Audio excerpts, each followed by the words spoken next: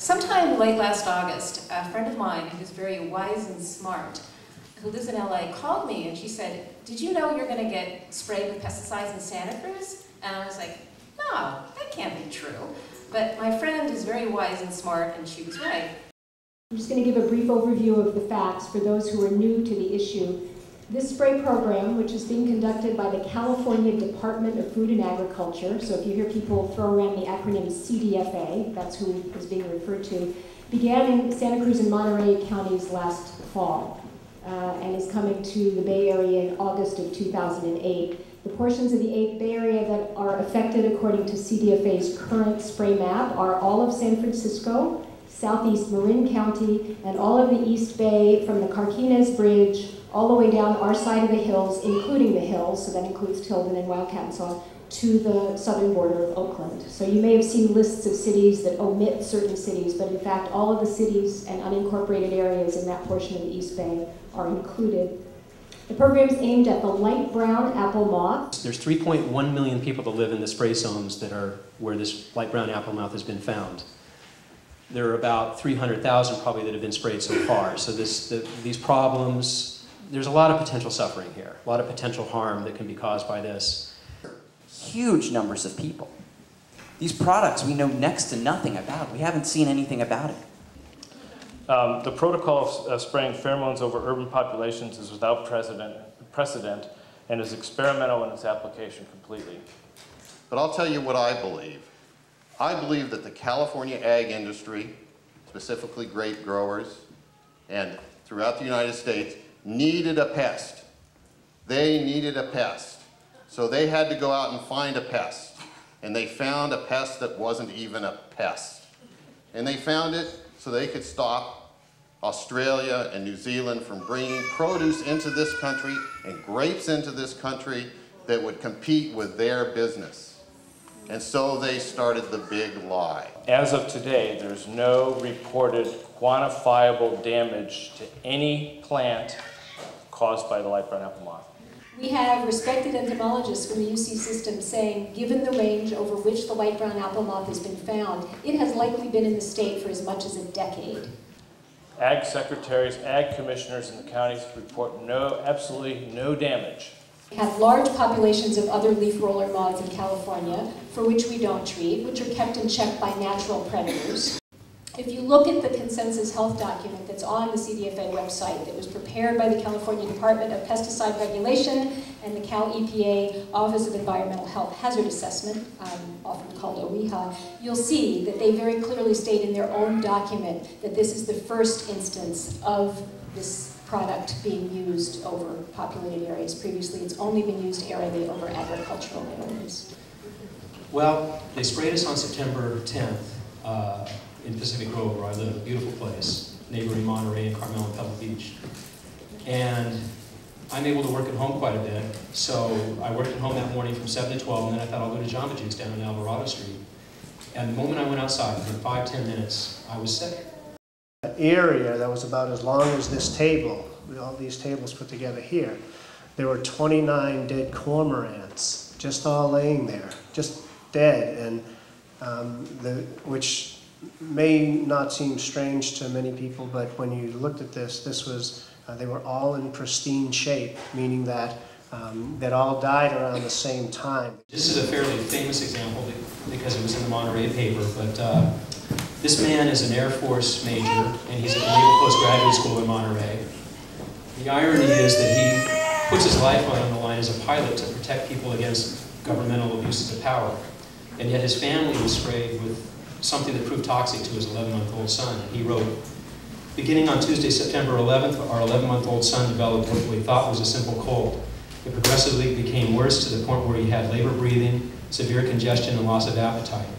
He also seemed to act groggy and delirious. We brought him to the Monterey County Emergency Room on Friday. He was admitted for the weekend for albuterol respiration therapy and steroid cocktail drinks. Our boy has always been healthy.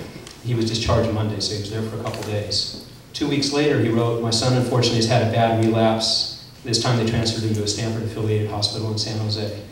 Anyway, the kid's condition ended up being reactive airway disease, which is a lot like asthma. He had never had this a day in his life. It developed after the spraying, the day after the spraying started. Then they said, oh no, the death of these birds were attributable to red tide. Well, we go back to the animal rescue people and we say, is this consistent with red tide? She says, we've been dealing with red tide for 25 years. The most number of birds that we've ever seen with red tide is 30. And she says in the first 3 days, immediately following the spray, we had 248 injured or dead birds submitted to us. Anyone exposed to the spray will be breathing them. Things of 10 size 10 microns or smaller, once inhaled into the deep lung, which they can reach at that size, cannot be expelled. I started looking at the ingredients in the stuff that we were being sprayed with.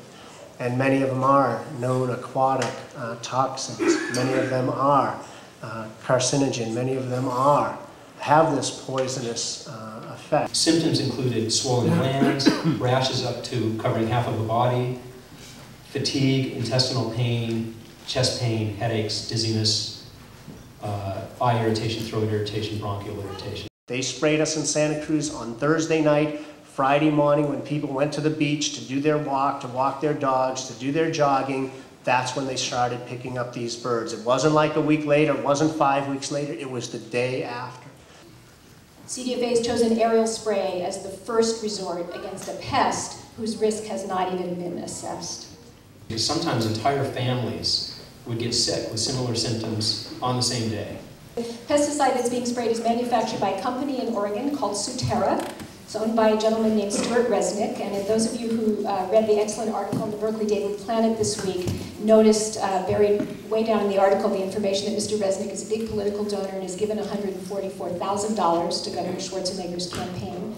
How did you get your law, the LBAM Act, proposed and passed in the same year when you tell us we have to wait a full another year? And the answer was, well, that one had an urgency clause. An urgency clause? We want an urgency clause. The only real threat LBAM poses is its imposition caused by a USDA mandated quarantine to not tolerate this pest coming out of New Zealand. It really is a trade pest. It's a way of closing the door on products that come from areas that have this pest. And I really don't believe there's any warranted emergency here for any aerial plant spraying anywhere, and this was before they actually sprayed. Realtors now have to declare that houses are in the spray zone. So think of the loss of property values. Think of the loss of tourist dollars and business travel to the Bay Area. So you can make an economic argument that the spraying is going to cost the state more than that so-called agricultural threat is going to cost. There's a lot of potential suffering here, a lot of potential harm that can be caused by this. None of us want this apple moth to decimate California agriculture. More and more exotic invasives are going to continue to arrive here. We cannot spray for every new bug. It's not feasible. We're destroying ourselves in the process of trying to keep pests out. But I think we need to put people before plants, children before produce, public health before business interests. And we need to insist that our governor, in particular, and unelected state bureaucrats who have so much power you can't believe they can actually design and implement a campaign like this, and they don't represent anybody, they're bureaucrats, unelected officials. We need to make sure that their power is checked.